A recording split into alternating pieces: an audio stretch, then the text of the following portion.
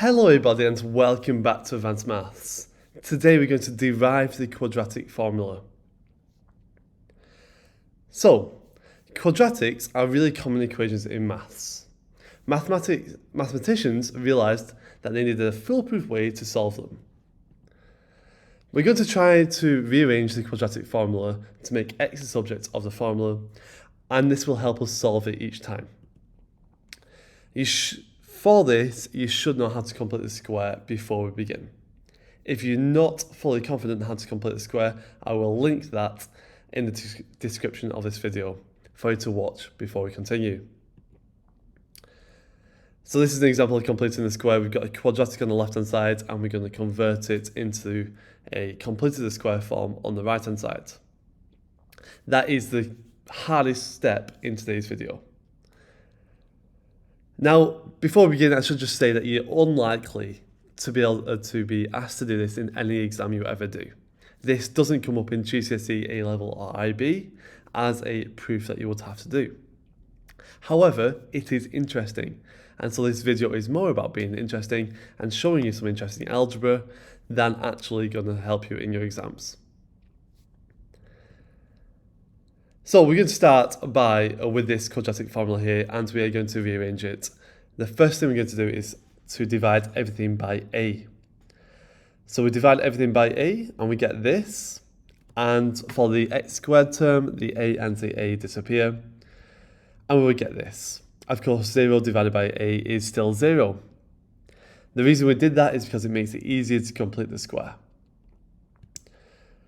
We now complete the square by halving the b over a term, and we get b over 2a. And we put it in brackets squared like this.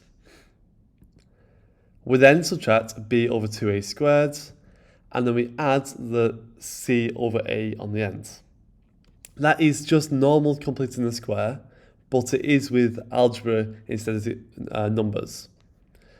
Take a moment to see if you can you understand those steps yourself. Now we've got this minus b over 2a squared term. We're going to expand that, and we get b squared over 4a squared. And we're going to add the c over a on the end.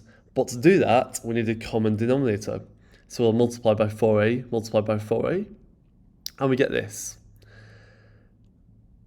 Now we can move them to the other side like this, and we can add or subtract them, and we will get b squared minus 4ac over 4a squared.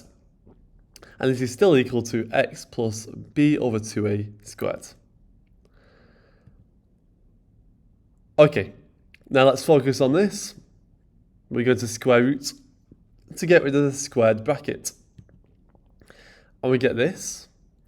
But remember, when you square root something, you get two answers. You get a positive and a negative answer. So we're going to put a positive or negative sign, a plus or minus sign. We can write this like this, where we square root in the top and the bottom separately. The square root of the bottom, square root of 4a squared, is just 2a. So we get this.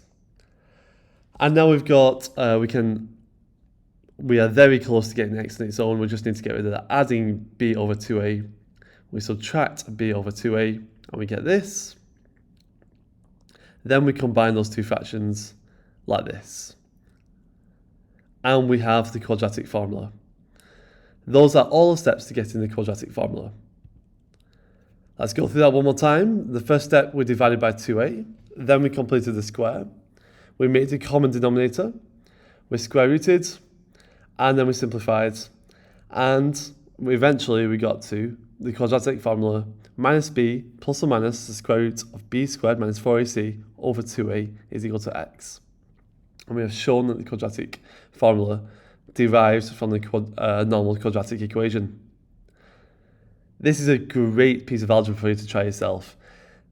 Start again. Start with the starting line, 0 equals ax squared plus bx plus c. And follow those steps, see if you can do it yourself without looking. If you need to peek at this video, that's fine, just to jog your memory.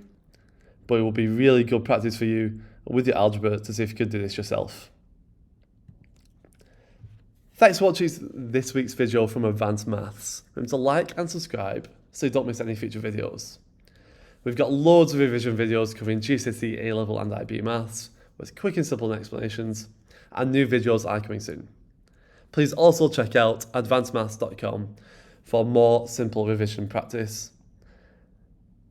Thanks for watching and good luck in your exams.